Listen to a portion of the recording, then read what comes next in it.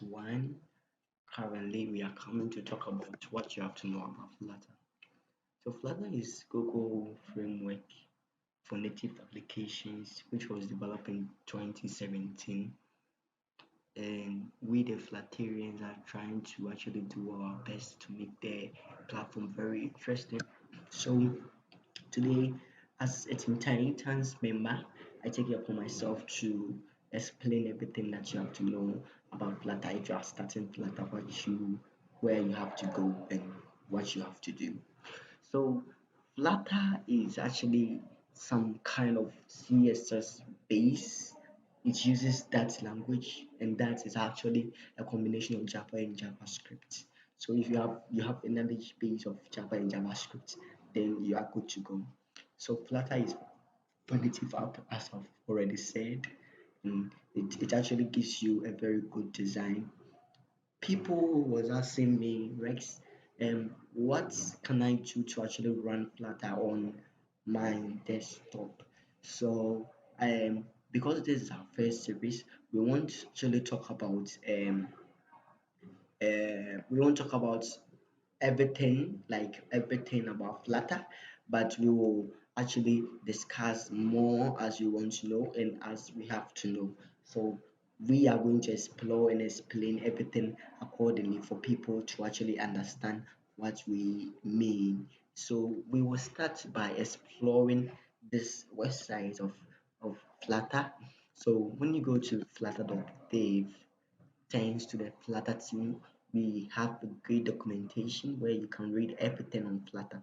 But today I will actually explain what you have to know, the widget trees and other stuff that you have to know about Flutter. So our next videos, if we get enough chances to, we will discuss what you have to do, or we will explore more on widget that you have to know as a beginner. So we start now. We are not going to install the Flutter SDK on our laptops because most people doesn't have a mobile, a desktop or a laptop to use. And so currently, I'm trying to use an interactive web application provided the Flutter team to actually explain what you guys need to understand. So let's go on. So in Flutter, you see we have this main here, and this actually material contains all the design that was created by the Flutter team. And you see Flutter was based by a research when they were using Google Chrome to actually do something, and they realized they can actually build something from that Google Chrome, so they made a very good framework for us to use. So you see this material, this is called package in Flutter. Package means it can be used and it contains something which you can replicate, you can build something upon. So this is a package called material, and it's based on the Google material design. So the Google material design. So if you actually search to a Google material design website, you see every design there actually fits or goes with this Flutter design. So you can check their sites and also see for yourself how you can learn from the Google material um, website. So you see we have a different section, which is the main, because Flutter is um, based on that actually runs in the section called main. It runs in the section called main. So this main is where our actual app runs. So you see we have page one. So page one will be the app that we want to run. So this main run all our app for us. So we have this material app.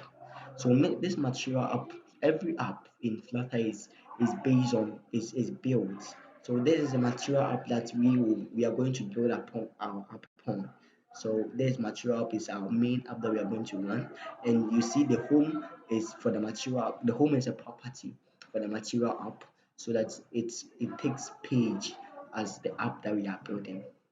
So as we proceed, you will see we have a class. We are using that stylish and that syntax. So we see we have this kind of style here, which, so we have this name called page one. So you see page one is actually allocated here for the home. The reason is we are assuming that this page one is a full application that we have built. So it is run index section for them to to actually run our app for us. So let's explain all this stuff for people for you to understand. So we have this stateless widget, and stateless widget in Flutter means something which doesn't change states.